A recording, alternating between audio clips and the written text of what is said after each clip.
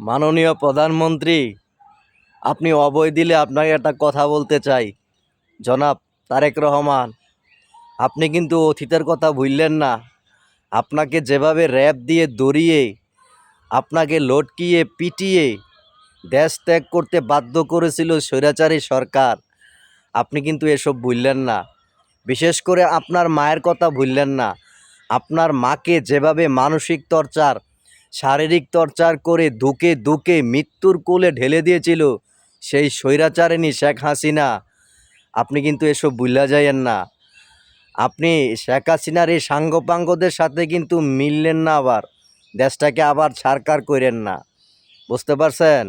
তারেক রহমান, আপনাকে বলতে চাই, আপনার সাথে যা যা ঘটছে সব কিন্তু আমরা দেখছি। আপনি এগুলা মনে রাখেন, আমরাও মনে রাখবো। আপনাকে কিভাবে অত্যাচার করে দেশ ত্যাগ করতে বাধ্য করেছিল। আপনার মাকে কিন্তু হসপিটালও যেতে দেয় নাই। আপনার মাকে একগোড়ামি করে রেখেছিল ওরা, ওই শয়তানের বাচ্চারা। আপনি মনে রাখেন, তাদের সাথে বেশি একটা মেলামেশা করেন না, হলে কিন্তু ছুবল আবার খেতে হবে আপনাকে, লাউড অ্যান্ড ক্লিয়ার।